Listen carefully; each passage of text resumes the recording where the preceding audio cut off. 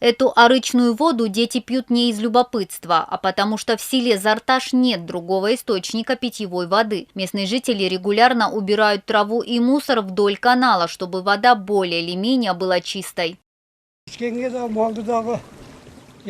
Эту воду мы используем для личного питья и для питья домашней скотины. Мы вынуждены пить такую мутную воду, а реки чистим, иначе они зарастут, будут засоряться, а вода потом переливается.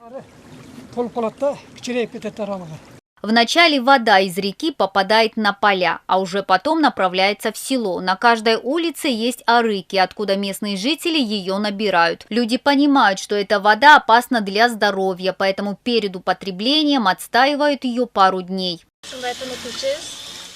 Отстаиваем воду и только потом пьем. Сразу пить нежелательно. Оставляем воду на 2-3 дня, и она становится чище. Другого выбора у нас нет.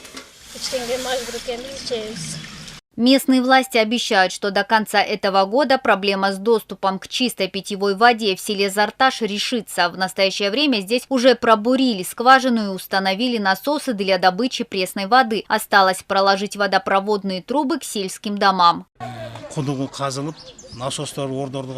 На сегодня уже выкопан колодец. Имеющиеся насосы готовятся к подаче воды. В ближайшее время мы добудем чистую питьевую воду из-под земли. Планируем, что к зиме обеспечим село водой, а после и сельскую школу. Для обеспечения села Зарташ чистой водой частные предприниматели выделили 1,5 миллиона сомов, на которые будет проложено более 1 километра водопроводных труб.